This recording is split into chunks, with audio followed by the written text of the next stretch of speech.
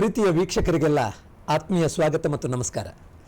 ವೀಕ್ಷಕರೇ, ಇವತ್ತು ನಮ್ಮೊಡನಿದ್ದಾರೆ ಕರ್ನಾಟಕ ರಾಜ್ಯ ಮಟ್ಟದ ಒಂದು ವೀರರಾಣಿ ಕಿತ್ತೂರು ಚೆನ್ನಮ್ಮ ಮಹಿಳಾ ಪ್ರಶಸ್ತಿಯನ್ನು ಪಡೆದಿರತಕ್ಕಂಥ ಕ್ರಿಯಾಶೀಲರು ಮತ್ತು ಈ ಸಮಾಜಮುಖಿಯಾಗಿ ಕೆಲಸ ಮಾಡ್ತಿರುವಂಥ ಡಾಕ್ಟರ್ ವಿಶಾಲಾಕ್ಷಿ ಕರಡಿಯವರು. ಮೇಡಮ್, ನಿಮಗೆ ಕಾರ್ಯಕ್ರಮಕ್ಕೆ ಸ್ವಾಗತ. ನಮಸ್ಕಾರ. ನಮಸ್ಕಾರ ಸರ್. ವಿಶಾಲಾಕ್ಷಿ ಕರಡಿಯವರು ನಮ್ಮ ಭಾಗದಲ್ಲಿ ಬಹಳ ಬಹುಮುಖ ವ್ಯಕ್ತಿತ್ವದವರು ಮತ್ತು ಸಮಾಜಮುಖಿಯಾಗಿ ಕೆಲಸ ಮಾಡ್ತಾ ಇರುವವರು. ನಾರಿ ಶಕ್ತಿ ರಾಷ್ಟ್ರಶಕ್ತಿ ಅನ್ನುವ ಹಾಗೆ ಕೇಂದ್ರ ಸರ್ಕಾರ ಮತ್ತು ರಾಜ್ಯ ಸರ್ಕಾರ ಈ ಮಹಿಳೆಯರ ಅಭ್ಯುದಯಕ್ಕಾಗಿ ಸಮಾಜಮುಖಿಯಾಗಿ ಕೆಲಸ ಮಾಡ್ತಿರುವವರನ್ನು ಪರಿಗಣಿಸಿ ಅದು ಬಹುಮುಖ ಆಯಾಮಗಳಲ್ಲಿ ಕೆಲಸ ಮಾಡ್ತಿರುವವರನ್ನ ಗುರುತಿಸುವಂಥ ಒಂದು ಕಾರ್ಯವನ್ನು ಮಾಡ್ತಾ ಇದೆ. ಅದರಲ್ಲಿ ವೀರರಾಣಿ ಕಿತ್ತೂರು ಚೆನ್ನಮ್ಮ ಪ್ರಶಸ್ತಿ ಅಂದರೆ ಬಹಳ ಪ್ರತಿಷ್ಠಿತ ರಾಜ್ಯದ ಮಟ್ಟದ ಒಂದು ಪ್ರಶಸ್ತಿ. ಈ ಪ್ರಶಸ್ತಿಯನ್ನು ಪಡೆದಿದ್ದಾರೆ. ಮೇಡಮ್, ನಿಮಗೆ ಏನು ಅನಿಸ್ತಾ ಇದೆ ಈ ಪ್ರಶಸ್ತಿ ಬಂದಾಗ? ಸಹಜವಾಗಿ ಇದೆಯಲ್ಲ, ಇದು ಪ್ರಶಸ್ತಿ ಬಂದಾಗ ನಾನು ಒಂದು 5 ನಿಮಿಷ ಶಾಕ್ ಆದೆ. ಯಾಕೆ? ಏನಂದ್ರೆ ಆಶ್ಚರ್ಯವಾಯ್ತು. ಎಷ್ಟೋ ಜನರು ಇದಕ್ಕೆಲ್ಲ ಅಪ್ಲೈ ಮಾಡಿದ್ದಿತ್ತು. ಅಂತ ಇದ್ರೊಳಗೆ ನನಗೆ ಇದೊಂದು ವೀರರಾಣಿ ಅಂತ ಸ್ಪೆಷಲ್ ಆಗಿ ಪ್ರಶಸ್ತಿ ಸಿಕ್ಕಿದೆ ಅಂದ್ರೆ ಈ ವಯಸ್ಸಿನಲ್ಲಿ ನನಗೆ ಇಂಥ ಒಂದು ಮಹಾನ್ ಪ್ರಶಸ್ತಿ ಸಿಕ್ಕಿದೆ ಅಂದ್ರೆ ನಾನು ಅವತ್ತಲೇನೆ ದೇವರಿಗೆ ಹೇಳಿದೆ, ಒಳ್ಳೆ ಪ್ರಶಸ್ತಿ ಸಿಕ್ಕು, ನಾನು ಒಳ್ಳೆ ಒಂದು ನನ್ನ ಇಲ್ಲಿಯವರೆಗೆ ಮಾಡಿದಂಥ ಸಾಧನೆಗೆ ಸಿಕ್ಕಿದೆ ಅಲ್ಲ ಅನ್ನೋಂಥದ್ದು ಈಗಾದರೂ.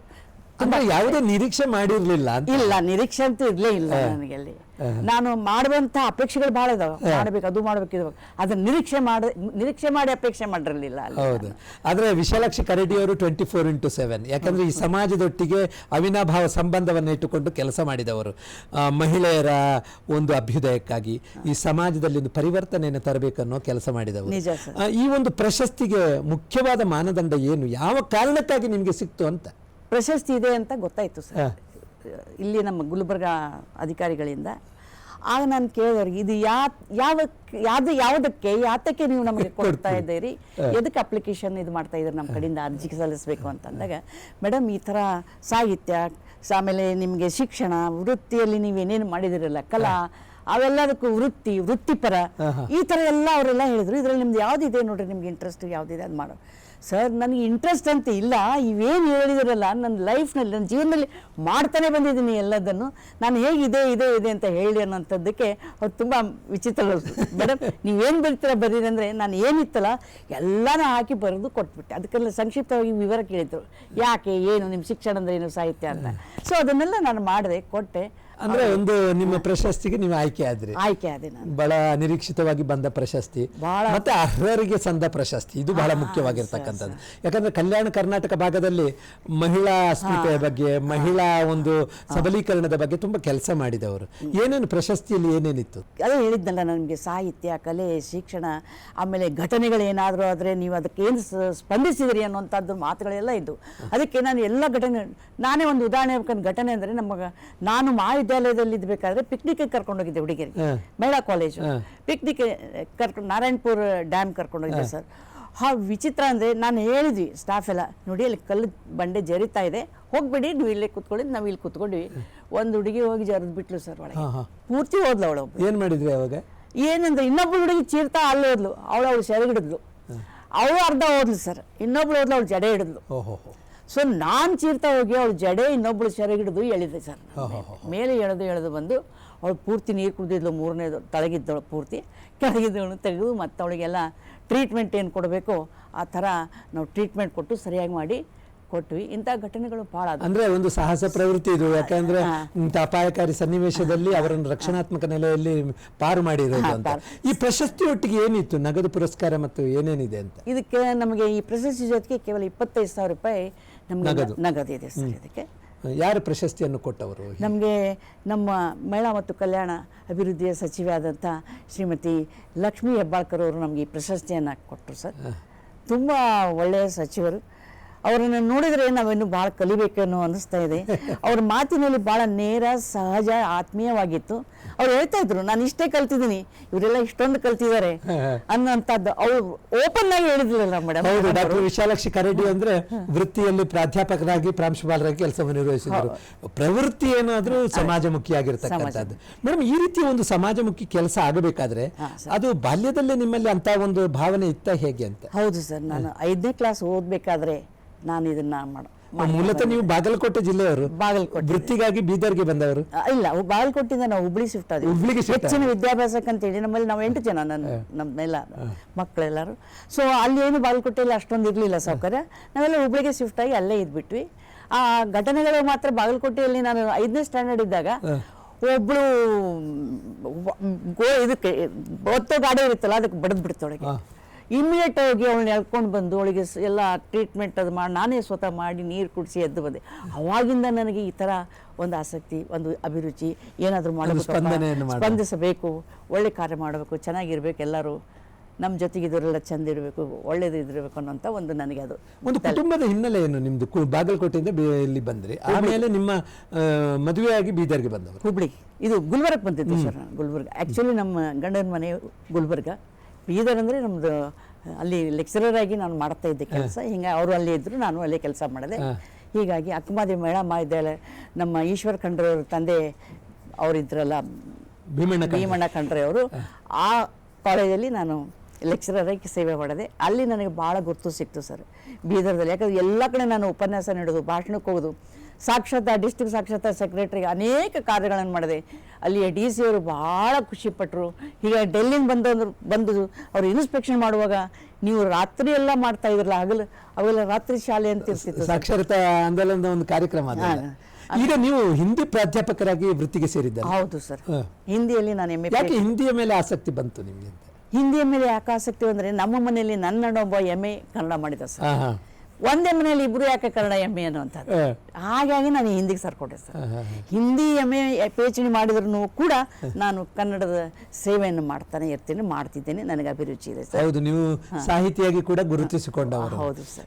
ಬೀದರ್ನಲ್ಲಿ ನೀವು ಸಾಕ್ಷರತಾ ಚಟುವಟಿಕೆ ಅಥವಾ ಸಮಾಜಮುಖಿ ಚಟುವಟಿಕೆ ಏನೇನೆಲ್ಲ ಮಾಡ್ಲಿಕ್ಕೆ ಸಾಧ್ಯ ಆಯ್ತು ನಿಮಗೆ? ಸರ್, ನಾನು ಕಾಲೇಜಿಂದ ನಂದು 8 ಗಂಟೆಯಿಂದ 12ವರೆಗೆ ನಮ್ಮ ಕಾಲೇಜ್ ಇರ್ತಿತ್ತು. ಪರ್ಮಿಷನ್ ತೊಗೊಂಡಿದ್ದೆ ನಮ್ಮ ಸಂಸ್ಥೆಯಿಂದ. 12 ಗಂಟೆಗೆ ಅಲ್ಲಿ ಹೋಗಿ ಆಫೀಸಲ್ಲಿ ಕೂತ್ಕೊಂಡು ರಾತ್ರಿ 12 ಗಂಟೆ ತನಕ ನಾನು ಕಾರ್ಯ ಮಾಡ್ತಾ ಇದ್ದೆ. ಯಾಕಂದ್ರೆ ನವ ಸಾಕ್ಷರನ ನಾವು ತಯಾರು ಮಾಡ್ಬೇಕಾಗಿತ್ತು. ಯಾರು ಅಲ್ಲಿ ಸಾಕ್ಷರ ಇಲ್ವೋ ಅವ್ರು ನಾವು ಸಾಕ್ಷರ ಮಾಡ್ಬೇಕಾಯ್ತು. ಆಮೇಲೆ ಯಾರು SSLC ಮಾಡಿ ಅರ್ಧಕ್ಕೆ ಬಿಟ್ಟಿದ್ರು ಅವ್ರಿಗೆಲ್ಲ ಮತ್ತೆ ನಾವು ಅವ್ರನ್ನ ಕರೆದ್ಬಿಟ್ಟು ಅವ್ರಿಗೆಲ್ಲ ಕ್ಲಾಸ್ ಕೊಡಿಸಿ, ಸ್ಪೆಷಲ್ ಕ್ಲಾಸ್ ಇಡಿಸಿ, ಅವ್ರಿಗೆ ಮತ್ತೆ ಎಕ್ಸಾಮ್ ಕೊಡಿಸಿ ಅವ್ರನ್ನೆಲ್ಲ ಪಾಸ್ ಮಾಡಿಬಿಟ್ಟು ಸರ್, ನಮ್ಮ ಸಾಕ್ಷರತೆಯಿಂದ ಅನೇಕ ಮಕ್ಕಳಿಗೆ ನಾವು ಜಾಬ್ ಕೊಡಿಸಿದ್ವಿ ಸರ್, ಭಾಳಷ್ಟು. ಯಾಕಂದ್ರೆ DC ಅವರು ಪ್ರೆಸಿಡೆಂಟ್ ಆಗಿ ಇದ್ರು, ನಾನು ಸೆಕ್ರೆಟರಿ ಆಗಿದ್ದೆ. ಅವ್ರಿಗೆ ಗೊತ್ತಿತ್ತು ನಾನು ಏನು ಕೆಲಸ ಮಾಡ್ತೀನಿ, ಯಾಕೆ ಮಾಡ್ತಾ ಇದ್ದೀನಿ ಅಂತ. ಅವರಿಗೆ ತುಂಬ ಖುಷಿ ಆಯಿತು. ನಾನು ಹೇಳಿದ್ರೆ, ಸರ್ ಇವರೆಲ್ಲ ನಮ್ಮ ಸಾಕ್ಷರತೆದಾಗಿ ಕೆಲಸ ಮಾಡಿದ್ದಾರೆ, ಇವ್ರಿಗೆ ಜಾಬ್ ಕೊಡಬೇಕು. ಅನೇಕ ಡಿಪಾರ್ಟ್ಮೆಂಟ್ನಲ್ಲಿ ಅವ್ರ ಜಾಬ್ನಲ್ಲಿ ಇವತ್ತಿದ್ದಾರೆ. ನನಗೆ ಅದೇ ಖುಷಿ ನನಗೆ. ಅಂದ್ರೆ ಒಂದು ಈ ಕರ್ನಾಟಕದ ಧರಿನಾಡು ಅಂದ್ರೆ ಬೀದರ್ ಅಂತ ಒಂದು ಪ್ರದೇಶದಲ್ಲಿ, ಅದು ಶರಣರ ಕರ್ಮಭೂಮಿ ಕೂಡ, ಅಂತ ಒಂದು ಪ್ರದೇಶದಲ್ಲಿ ಸಾಕ್ಷರತಾ ಒಂದು ಆಂದೋಲನದಲ್ಲಿ ಭಾಗವಹಿಸಿದ್ರಿ.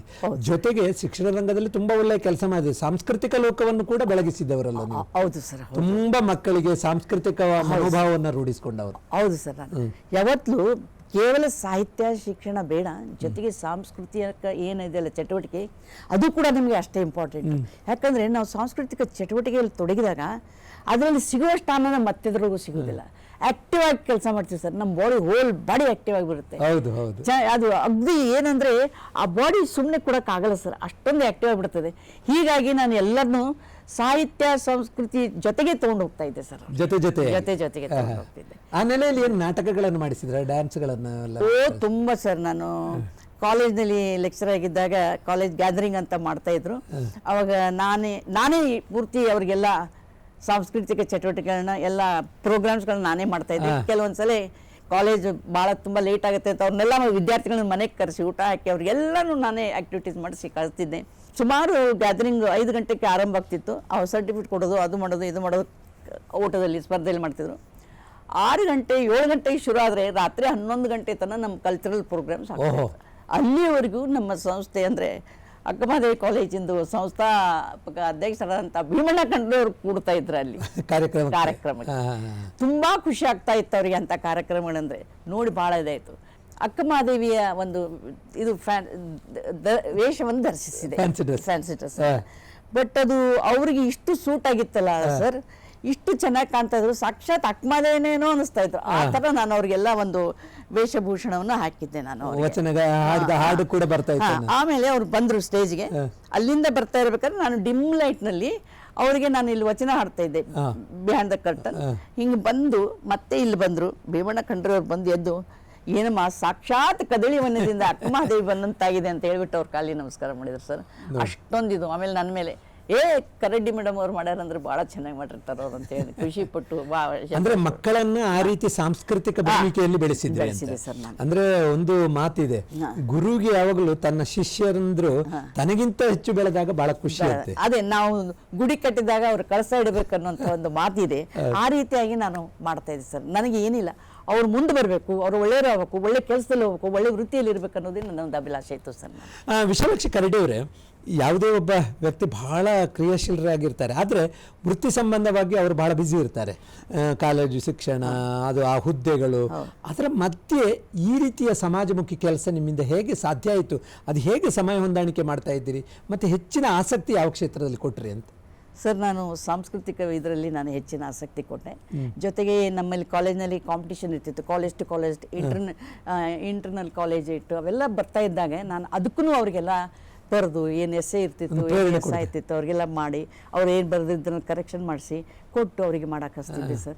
ಅಂದರೆ ಸಾಹಿತ್ಯ ಸಂಸ್ಕೃತಿಗೆ ನನಗೆ ಎರಡು ಕಣ್ಣುಗಳಿದ್ದಂತೆ ಸರ್. ಒಂದೇ ನಾಣ್ಯದ ಎರಡು ಮುಖಗಳಂತಾರಲ್ಲ ಸರ್, ಸಾಹಿತ್ಯನೂ ನನಗೆ ಅಷ್ಟೇ ಅಭಿರುಚಿ ಇದೆ, ಸಾಂಸ್ಕೃತಿಕ ಚಟುವಟಿಕೆಗಳನ್ನು ನನಗೆ ಅಷ್ಟೇ ಅಭಿರುಚಿ ಇದೆ. ಹೌದು, ಸಾಹಿತ್ಯದ ಬಗ್ಗೆ ಬಹಳ ಆಸಕ್ತಿ. ಯಾಕಂದ್ರೆ ಸ್ವತಃ ತಾವು ಸಾಹಿತಿ, ಕವಿ ಎನ್ನುವ ಕಾವ್ಯನಾಮದಿಂದ ನಿಮ್ಮೆಲ್ಲ ಕವಿತೆಗಳು, ಬರಹಗಳು ಇರ್ತವೆ. ಈಗ ಸಾಹಿತ್ಯಕ್ಕೆ ನೀವು ಕಾಲಿಡಲು ಏನು ಪ್ರೇರಣೆ, ಯಾರು ನಿಮಗೆ ಹೆಚ್ಚಿನ ಇದು ಪ್ರೋತ್ಸಾಹ ಕೊಟ್ಟರು? ನನ್ನ ತಾಯಿ ಮನೆಯಲ್ಲಿ ಒಬ್ಬ ಅಣ್ಣ ಬರಿತಾ ಇದ್ದಾನ್ರಿ, ಇಂಜಿನಿಯರಿಂಗ್ ಕಾಲೇಜ್ ಭೂಮರಡಿಗಿದ್ದ, ಹುಬ್ಳಿ. ಅವ್ರು ಸುಮ್ಮನೆ ಅವನು ಏನು ಮಾಡ್ತಿರ್ಲಿಲ್ಲ, ಯಾರಾದರೂ ಸಾಂಸ್ಕೃತಿಕ ಚಟುವಟಿಕೆ ಮಾಡ್ಬೇಕಾದ್ರೆ ಕಾಲೇಜಲ್ಲಿ ಅವ್ನು ಬರೆದು ಕೊಡ್ತಿದ್ದ. ನಾಟಕ ಆಯಿತು, ಏಕಾಂಕಿ ನಾಟಕ ಆಯಿತು, ಅವ್ನು ಬರೆದು ಕೊಡ್ತಿದ್ದ. ಬರೆದು ಕೊಟ್ಟಿದ್ದು ಅದು ನನಗೆ ಅದು ತಲೆಯಲ್ಲಿ ಬಂತು, ಏನಪ್ಪ ಈ ಥರ ನಾನು ಮಾಡಬೇಕಲ್ಲ, ಮಟ್ಟಬೇಕಲ್ಲ, ಒಂದು ವಿಶೇಷ ಒಂದು ಅವರಿಗೆ ಒಂದು ಇರುತ್ತೆ ಅನ್ನೋಂಥದ್ದು. ಸೊ ಇನ್ನೊಬ್ಬರು ಅಣ್ಣ ಹಾಡು ಹಾಡ್ತಿದ್ದ ಸರ್. ಓಹೋ, ಅವನು ಲೆಕ್ಚರರ್ ಆಗಿದ್ದ, ಅವನು ಹಾಡ್ತಿದ್ದ. ಆ ಹಾಡು ಕೇಳಿದಾಗ ನನಗೂ ಅನಿಸ್ತೈತಿ, ಭಾಳ ಚೆನ್ನಾಗಿ ಹಾಡು, ಜನಕ್ಕೆ ಎಷ್ಟು ಖುಷಿ ಪಡ್ತದಲ್ಲ ಅಂತ ಹೇಳ್ಬಿಟ್ಟು.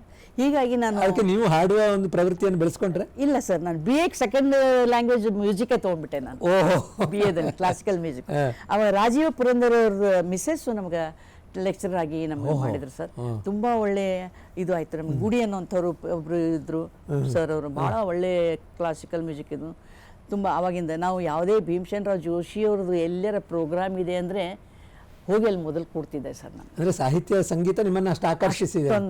ನೀವು ಬರೆದ ಬರಹಗಳು ಯಾವುವು? ನಾಟಕಗಳನ್ನು ಬರೆದ್ರ, ಕವಿತೆಗಳನ್ನು ಬರೆದ್ರ? ಸರ್, ನಾನು ಏಕಾಂಕಿ ಬರೆದಿದ್ದೀನಿ. ಯಾವುದು? ಕೆಲವು ಏಕಾಂಕಿ ಅಂದರೆ ನೀವು ಏಕಪಾತ್ರಾಭಿನಯ ಮಾಡುವಂಥದ್ದು ಏಕಾಂಕಿಗಳನ್ನು ಬರೆದಿದ್ದೀನಿ ಸರ್, ಅವ್ರಿಗೆ ಹುಡುಗಿಯರಿಗೆ ಮಾಡೋದಕ್ಕೆ. ಆಮೇಲೆ ಕೆಲವು ನಾಟಕಗಳನ್ನು ಬರೆದೆ, ಕಿರು ನಾಟಕಗಳನ್ನು ಬರೆದೆ. ಆಮೇಲೆ ಒಬ್ಬರೇ ಈ ಕಡೆನೂ ಪಾತ್ರ ಆಗಬೇಕು, ಈ ಕಡೆನೂ ಪಾತ್ರ ಆಗಬೇಕು ಅಂತ ಏಕಾಂಕಗಳು ಅದನ್ನು ಬರೆದು ಕೊಟ್ಟೆ. ಮುಂದೆ ನಾನು ಹಾಡಿನಲ್ಲಿ ಹ್ಯಾಂಗೆ ಅವ್ರು ನಾಟಕ ಮಾಡಬೇಕು, ಹಾಡಿನ ರೂಪಕ ಬರೆದೆ ಸರ್. ನಾನು ರೂಪಕನ್ನು ಕೂಡ ಬರೆದು ಅವರಿಗೆ ಆಟ ಆಡಿಸಿದೆ ಸರ್. ಈ ಥರ ಒಂದು ಹವ್ಯಾಸ ಸರ್ ಅದು ನನಗೆ. ಪ್ರಕಟಿಸಿದ್ದೀನಿ ಸರ್ ನಾನು. ಒಂದು ನಮ್ಮ ಗುಲ್ಬರ್ಗ ವಿಶ್ವವಿದ್ಯಾಲಯದಿಂದನೇ ಪ್ರಸಾರಾಂಗದಿಂದ ಬಂದಿದಾಯಿತು, ಭಕ್ತಿ ಸಾಹಿತ್ಯ ಅಂತ ಹೇಳ್ಬಿಟ್ಟು ಅದನ್ನೊಂದು ಅವರಿಂದ ಆಯಿತು. ಉದಯಗಿರಿ ಕಾಲೇಜಿನಲ್ಲಿ ನನಗೆ ಅದನ್ನು ಉಪನ್ಯಾಸ ಇಡಿಸಿದ್ದೆ ಸರ್. ಆಮೇಲೆ ಇನ್ನೊಂದು 2-3 ಬರೆದಿದ್ದೀನಿ. ಆಮೇಲೆ ಇನ್ನೊಂದು ಏನಂದರೆ ನಾನು ಸಂಪಾದನೆ ಮಾಡಿದೆ, ಏನು ಅಂದರೆ ಹೇಮರೆಡ್ಡಿ ಮಲ್ಲಮ್ಮ ಅನ್ನೋಂಥದ್ದು ಒಬ್ಬ ಶ್ರೀಶೈಲದಲ್ಲಿ ಈಗ ಅವರದ್ದು ದೇವಸ್ಥಾನ ಇದೆ, ಎಲ್ಲ ಇದಿದೆ. ಅವರ ಬಗ್ಗೆ ಎಲ್ಲಿಯೂ ಒಂದೂ ಅಕ್ಷರ ಇರಲಿಲ್ಲ ಸರ್. ಹಾಡುಗಳ ಬಗ್ಗೆ ಸಾಹಿತ್ಯದ ಕೊರತೆ, ಹಾಡುಗಳು ಇರಲಿಲ್ಲ ಸರ್. ಬರೆದಿದ್ರು, ಸಾಕಷ್ಟು ಗದ್ಯದ ರೂಪದಲ್ಲಿ ಬರೆದಿದ್ರು, ಬಟ್ ಪದ್ಯದ ರೂಪದಲ್ಲಿ ಏನೇನು ಇರಲಿಲ್ಲ. ಹೀಗಾಗಿ ನಾನು ಯಾಕೆ ಪದ್ಯವನ್ನು ಬರಿಬಾರ್ದು ಅಂದೆ. ಆದರೆ ಎಲ್ಲಿಯೂ ಪದ್ಯಗಳನ್ನೇ ಇರಲಿಲ್ಲ. ಹೀಗಾಗಿ ನಾನು ಯಾರ್ಯಾರು ಪದ್ಯಗಳನ್ನ ಬರೆದಿದ್ದಾರಲ್ಲ ಅವ್ರ ಹತ್ರ ಎಲ್ಲ ಹೋಗಿ ಅವನ್ನೆಲ್ಲ ಸಂಗ್ರಹಣೆ ಮಾಡಿ ಒಂದು ಸಂಪಾದನೆ ಮಾಡಿ ಗಿರಿಯ ಸಿರಿ ಅನ್ನೋಂಥದ್ದನ್ನು ಟೈಟಲ್ ಕೊಟ್ಟು ಮಾಡಿದ್ದೇನೆ ಸರ್.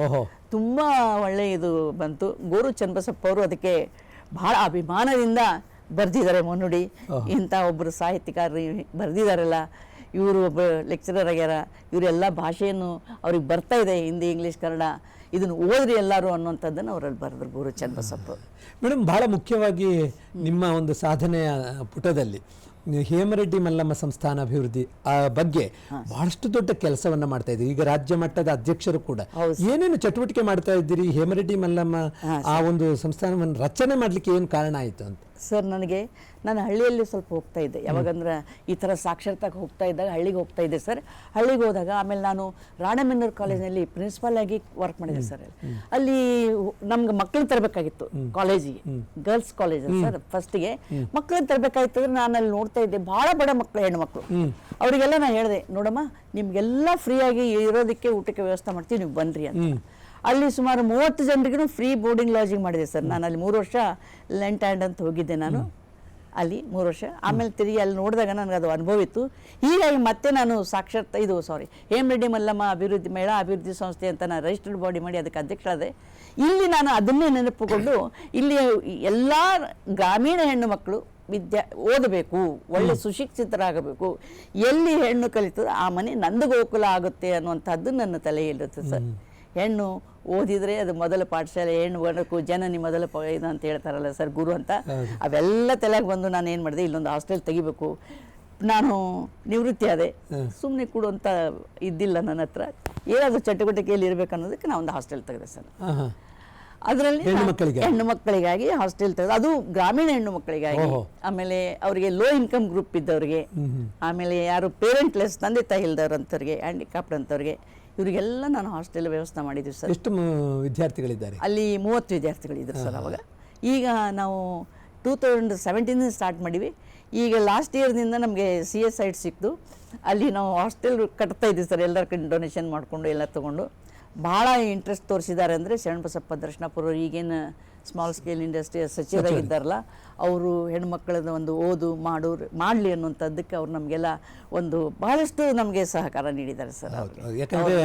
ಮಹಿಳೆಯರಿಗೆ ಶಿಕ್ಷಣ, ಹೆಣ್ಣುಮಕ್ಕಳಿಗೆ ಕೊಡಬೇಕು ಅನ್ನೋ ಒಂದು ಉದ್ದೇಶದಿಂದ ಅವ್ರ ಸಹಕಾರ ಸಹಾಯ ನಾನು ಎಂದೂ ಮರೆಯೋದಿಲ್ಲ. ನಿಮ್ಮ ಈ ದೂರದರ್ಶನ ಇದರಿಂದ ಅವ್ರಿಗೆ ಧನ್ಯವಾದಗಳನ್ನ ಅರ್ಪಿಸ್ಬೇಕಂತಿದ್ದೀನಿ ಸರ್. ವಿಶಾಲಾಕ್ಷಿ ಕರಡಿ ಅವರು ಕೇವಲ ಶಿಕ್ಷಣದ ಬಗ್ಗೆ ಮಾತ್ರ ಅಲ್ಲ, ಈ ಮಹಿಳಾ ಉದ್ಯಮಿಗಳಿಗೆ ಉತ್ತೇಜನ ಕೊಡಬೇಕು, ಅವರನ್ನು ಉದ್ಯಮಿಗಳನ್ನಾಗಿ ಮಾಡಬೇಕು, ಸ್ವಾವಲಂಬನೆಯ ಬದುಕನ್ನು ಕಂಡುಕೊಳ್ಬೇಕು ಅವರ ಅನ್ನೋ ನೆಲೆಯಲ್ಲಿ ಕೂಡ ಕೆಲಸ ಮಾಡಿದ್ರಲ್ಲ? ಹೌದು ಸರ್, ಅದಕ್ಕೂ ಮಾಡಿದೀವಿ ಸರ್. ನಾವೇನ್ ಮಾಡ್ತಾ ಇದೀವಿ, ಒಂದು KLAMP ಅಂತ ಹೇಳಿ ಮಾಡ್ಕೊಂಡಿದೀವಿ. ಏನು KLAMP ಅಂದ್ರೆ ಏನು? ಕರ್ನಾಟಕ ಲೇಡೀಸ್ ಅಸೋಸಿಯೇಷನ್ ಪಾರ್ಕ್ ಅಂತ ಪಾರ್ಕ್ ಕಲಬುರಗಿಯಲ್ಲಿ ನಂದೂರ್ ಕೆಸರೆಟ್ಟಿಗೆ ಹತ್ರ ಇದೆ ಸರ್. ಸುಮಾರು 200 ಜನ ಹೆಣ್ಣು ಮಕ್ಕಳು ಸೈಟ್ ತಗೊಂಡಿದ್ದಾರೆ ಸರ್. ಈಗ ಅಂದ್ರೆ ಉದ್ಯಮಿಗಳ ಓನ್ಲಿ ಲೇಡೀಸ್ ಸರ್, ಉದ್ಯಮಿಗಳಾಗಬೇಕು ಅಂತ. ಅವ್ರಿಗೆ ಯಾಕೆ ನಾವು ಲೇಡೀಸ್ ಮಾಡಿದ್ರೆ, ಲೇಡೀಸ್ ಮನೇಲಿ ಕೂತು ಏನು ಮಾಡ್ತಾ ಇಲ್ಲ ಸರ್. ಏನು ಉದ್ದೇಶ ಏನು ಅದರದ್ದು?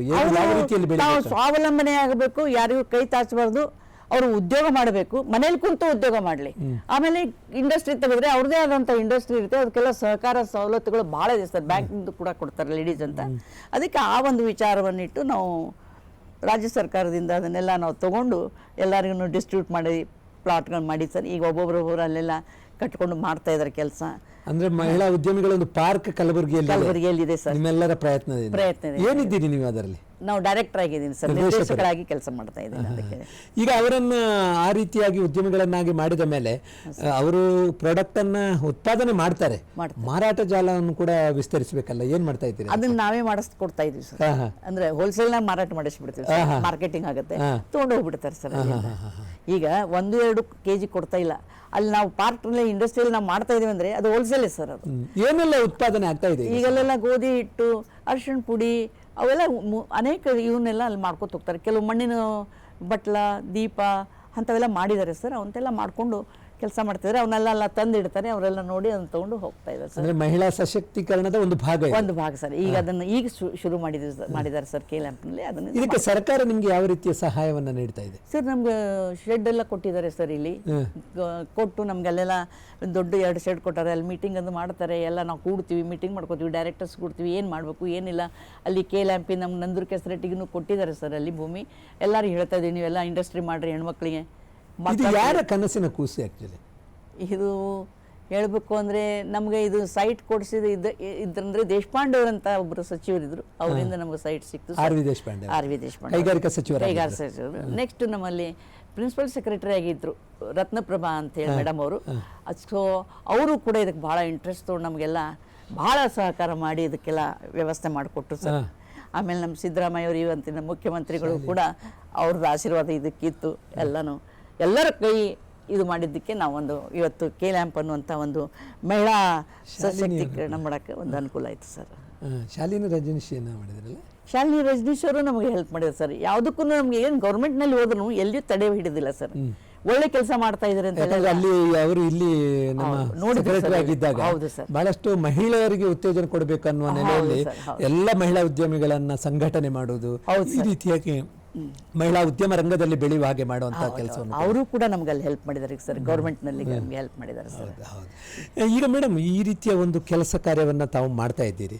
ಸದ್ಯ ನಿಮ್ಮ ಫೋಕಸ್ ಯಾವುದರ ಮೇಲೆ ಇದೆ? ಯಾವ ರೀತಿಯ ಕೆಲಸ ಕಾರ್ಯಗಳನ್ನು ಸಮಾಜದಲ್ಲಿ ಮಾಡ್ತಾ ಇದ್ದೀರಿ ತಾವು? ಹೌದು ಸರ್, ನನಗೆ ಗ್ರಾಮದಲ್ಲಿದ್ದಂಥ ಹೆಣ್ಣು ಮಕ್ಕಳನ್ನ, ಮನೆಯಲ್ಲಿದ್ದಂಥ ಹೆಣ್ಣು ಮಕ್ಕಳನ್ನ ಹೊರಗೆ ತಂದು ಅವರಿಗೆ ಉದ್ಯೋಗ ಕೊಡಬೇಕು ಅಂತ. ಅಡಿಗೆ ಮನೆಗೆ ಸೀಮಿತ ಮನೆಗೆ ಸೀಮಿತ ಆಗಬಾರ್ದು ಅಂತ. ನೀವು ಎಲ್ಲಿ ಹೊರಗೆ ಬಂದು ಕೆಲಸ ಮಾಡೋದು ಬೇಕಿಲ್ಲ ನಿಮಗೆ ಗೃಹೋದ್ಯೋಗ ನಾವು ಕೊಡಿಸ್ತೀವಿ, ನೀವು ತರಬೇತಿ ತಗೊಳ್ಳಿ, ನಾವು ತರಬೇತಿ ಕೊಡ್ತೀವಿ, ನೀವು ಮಾಡಿ ಉದ್ಯೋಗ. ತರಬೇತಿ ತಗೊಂಡು ಮನೇಲಿ ಮಲಗಬೇಡಿ, ತರಬೇತಿ ತಗೊಳ್ರಿ, ಉದ್ಯೋಗ ಕೊಡ್ತೀವಿ. ಆ ಉದ್ಯೋಗ ಮಾಡೋದು ಏನೋ ಮಾರ್ಕೆಟಿಂಗ್ ಇದ್ರೆ ನಾವು ಮಾಡ್ಕೊಡ್ತೀವಿ ಅನ್ನೋಂಥದ್ದು ಒಂದು ಅವ್ರ ವಿಚಾರ ಇಟ್ಟಿವಿ ಸರ್. ಈಗ ಮುಂದೆ ಮಾಡಬೇಕು ಅನ್ನೋಂಥದ್ದು ಅದು. ಅಂದ್ರೆ ಮಹಿಳೆಯರಲ್ಲಿ ಒಂದು ಸ್ವಾವಲಂಬನೆ ಬದುಕನ್ನ ಕಟ್ಟಿಕೊಡಬೇಕು, ಮತ್ತೆ ಆತ್ಮವಿಶ್ವಾಸದ ಬದುಕು, ಭರವಸೆ ಬದುಕನ್ನ ಮಾಡಬೇಕು. ಮೇಡಮ್, ಈಗ ನಾವು ಸಮಗ್ರ ಕರ್ನಾಟಕವನ್ನು ಗಮನಿಸಿದಾಗ ನಮ್ಮ ಕಲ್ಯಾಣ ಕರ್ನಾಟಕ ಭಾಗ ಅಭಿವೃದ್ಧಿಯಲ್ಲಿ ಬಹಳ ನಿಧಾನಗತಿಯಲ್ಲಿ ಸಾಗ್ತಾ ಇದೆ. ನಮ್ಮ ಪರ್ ಕ್ಯಾಪಿಟ ಇನ್ಕಮ್, ತಲಾದಾಯ ಕೂಡ ಕಡಿಮೆ ಇದೆ. ಈ ಭಾಗದ ಮಹಿಳೆಯರು, ಕಲ್ಯಾಣ ಕರ್ನಾಟಕ ಭಾಗದ ಮಹಿಳೆಯರನ್ನು ಸಶಕ್ತೀಕರಣಗೊಳಿಸಲು ನಿಮ್ಮ ಸಲಹೆ ಏನು? ಸರ್, ಅವ್ರು ಇನ್ನೂ ಹೊರಗೆ ಬರ್ತಾ ಇಲ್ಲ. ಆಮೇಲೆ ಒಂದು ಅವ್ರಿಗೆ ಕೀಳರಿಮೆ ಕೂಡ ಇದೆ. ಕೀಳರಿಮೆ ಅಂದರೆ ಧೈರ್ಯ ಇಲ್ಲ. ಹೆಂಗಪ್ಪ ನಾನು ಹೆಂಗೆ ಹೋಗ್ಬೇಕು, ಏನು ಮಾಡಬೇಕು, ಅಲ್ಲಿ ಯಾರು ನಮ್ಮನ್ನ ಇದು ಇದೆ, ಅದು ಬೇಕಾ? ಅವ್ರಿಗೆ ಒಂದು ಆತ್ಮವಿಶ್ವಾಸ, ಆತ್ಮಧೈರ್ಯ ಇತ್ತು ಅಂದರೆ ಮಾತ್ರ ಅವ್ರು ಬರ್ತಾರೆ ಸರ್. ಅದನ್ನ ನಾವು ಕೊಡೋದು ಇಂಪಾರ್ಟೆಂಟ್ ಇದೆ.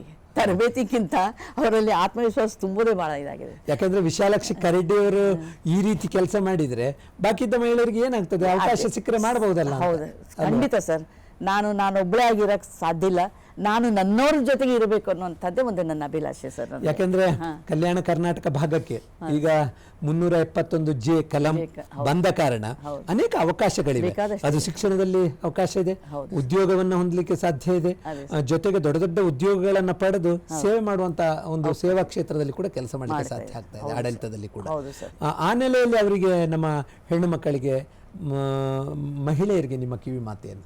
ಸರ್, ನಾನು ಅವ್ರಿಗೆ ಹೇಳ್ತಾ ಇದ್ದೀನಿ, ಮೊಟ್ಟ ಮೊದಲು ನೀವು ಬಂದು ಎಲ್ಲಿ ಏನು ತರಬೇತಿಯನ್ನು ಕೊಡ್ತಾರೋ, ಎಲ್ಲಿ ಮಹಿಳಾ ಗುಂಪುಗಳಿದೆಯೋ ಅಂತಲ್ಲಿ ಬಂದು ನೀವು ವಿಚಾರ ಮಾಡಿಕೊಂಡು ಕುಂತು ಅದನ್ನು ಏನು ಮಾಡ್ಬೇಕೇನು ಅಂತದನ್ನು ಅವ್ರ ಕಡೆ ತಿಳ್ಕೊಂಡು ನೀವು ಮುಂದೆ ಬಂದರೆ ನಾವೇ ಆಫೀಸಿದ್ದು ಏನು ಕೆಲಸ ಇದ್ರೂ ನಾನು ಮಾಡಿ ಕೊಡ್ತೀವಿ, ನೀವು ಮಾಡಕ್ಕೆ ಕಲೀರಿ. ಫಸ್ಟ್ ಸ್ಟೇಜ್ ನೀವು ಮಾಡಕ್ಕೆ ಕಲೀರಿ ಅನ್ನೋದೇ ನನ್ನ ಉದ್ದೇಶ ಇದೆ ಸರ್. ಅವ್ರಿಗೆ ಮಾಡ್ಬೇಕು ಸರ್. ಹೊರಗೆ ಬಂದು ಮಾಡಿದ್ರಂದ್ರೆ ಸೆಕೆಂಡ್ ಸ್ಟೇಜ್ ಏನಾಗುತ್ತೆ, ಅವರೇ ಹೋಗ್ತಾರೆ ಸರ್. ಅವರು ಮೇಡಮ್ ಇವತ್ತು ನಾವು ಹೋಗಿ ಬಂದ್ವಿ ಅನ್ನುವಂಥದ್ದು ಅವರಲ್ಲಿ ಒಂದು ಆತ್ಮವಿಶ್ವಾಸ ಮೂಡ್ತಾ ಇದೆ ಅನ್ನೋಂಥದ್ದೇ ನನ್ನ ವಿಚಾರ ಇದೆ ಸರ್. ಅವ್ರನ್ನ ಮೊದಲು ಒಬ್ಬ ಯಶಸ್ವಿ ಪುರುಷನ ಹಿಂದೆ ಒಬ್ಬಳು ಮಹಿಳೆ ಇರ್ತಾಳೆ ಅಂತ ಕೇಳಿದ್ದೇವೆ. ನಿಜ. ಆದರೆ ನಿಮ್ಮಂಥ ಒಂದು ಸಾಧಕ ವ್ಯಕ್ತಿ ನೀವು, ಈ ಒಬ್ಬ ಯಶಸ್ವಿ ಮಹಿಳೆಯ ಹಿಂದೆ ಹೇಗೆ ಈ ಒಂದು ಸಂಸಾರ ಬೆಂಬಲವಾಗಿ ನಿಲ್ತದೆ ಅನ್ನೋದು ಕೂಡ ಬಹಳ ಕುತೂಹಲ ಸರ್. ಬಹಳ ನ್ಯಾಚುರಲ್ ಇದೆ.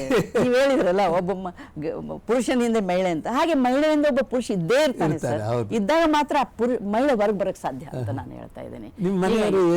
ನಮ್ಮ ಮನೆಯವರು ಡಾಕ್ಟರ್ ವಿಶ್ವನಾಥ್ ಕರಡಿಯವರು ಅಂತ, ಅವರು ಪ್ರಿನ್ಸಿಪಾಲ್ ಆಗಿ ವರ್ಕ್ ಮಾಡಿದ್ರು HK ಸೊಸೈಟಿಯಲ್ಲಿ. ಆಮೇಲೆ syndicate, senate, academic council elected member sir. 15 ವರ್ಷ ಕರ್ನಾಟಕ ಸ್ಟೇಟ್ನಲ್ಲಿ ಇನ್ನೂ ಯಾರು ಆಗಿದ್ರು ಸರ್. ಬಹಳ ನನಗೆ 2 ಮಕ್ಕಳು ಸರ್, ಒಬ್ಬ ಮಗ ಒಬ್ಬ ಮಗಳು. ಸೊ ಮಗ ಅಡಿಷನಲ್ ಡೈರೆಕ್ಟರ್ ಆಗಿ ವರ್ಕ್ ಮಾಡ್ತಾ ಇದ್ದಾನೆ ಹಾರ್ಟಿಕಲ್ಚರದಲ್ಲಿ. ಆಮೇಲೆ ನನ್ನ ಮಗಳು ಡಾಕ್ಟರ್ ಇದ್ದಾರೆ ಸರ್ ಚಿತ್ರದುರ್ಗದಲ್ಲಿ. ಅವಳು ಕೂಡ ಕವಿ, ಬುಕ್ಸ್ ಬರೆದಿದ್ದಾಳೆ ಸರ್. ಇಂಗ್ಲಿಷ್, ಹಿಂದಿ, ಕನ್ನಡ 3ರಲ್ಲಿ ಬರೆದಿದ್ದಾಳೆ. ಅಮ್ಮನ ಗುಣವನ್ನು ಉಳಿಸಿಕೊಂಡಿದ್ದಾರೆ. ಅದೇ ನೂಲಿನಂತೆ ಸೀರೆ, ತಾಯಿಯಂತೆ ಮಗಳು ಅನ್ನೋದನ್ನ ನಡೆಸಿಕೊಟ್ಟಾಳೆ ಸರ್. ಇದಕ್ಕೊಂದು ತುಂಬಾ ಒಳ್ಳೇದು ಡಾಕ್ಟರ್ ವಿಶಾಲಾಕ್ಷಿ ಕರಡಿ ಅವರೇ. ಯಾಕೆಂತ ಹೇಳಿದ್ರೆ ಮಹಿಳೆಯರು ಈ ಭಾಗದಲ್ಲಿ ಮನೆಯಿಂದ ಹೊರಗೆ ಬರುವುದೇ ಕಷ್ಟ. ನಾವು ಹೇಳ್ತೇವೆ, ಹಿಂದಿನ ಒಂದು ನಿಜಾಂಶಾಹಿ ಆಡಳಿತದಲ್ಲಿದ್ದಂಥ ಸಂದರ್ಭದಲ್ಲಿ ಮಹಿಳೆಯರಿಗೆ ಹೊರಗೆ ಅವಕಾಶನೇ ಇಲ್ಲ ಅಂತ. ಆದರೆ ಮಹಿಳಾ ಸಾಧಕಿಯರು ಕೂಡ ಇವತ್ತು ನಮ್ಮ ಮುಂದೆ ಬಂದು ಈ ರೀತಿಯ ಪ್ರತಿಷ್ಠಿತ ಪ್ರಶಸ್ತಿಗಳನ್ನು ಪಡೆದು ನಮ್ಮ ರಾಜ್ಯಕ್ಕೆ ಮಾದರಿಯಾಗಿದ್ದಾರೆ.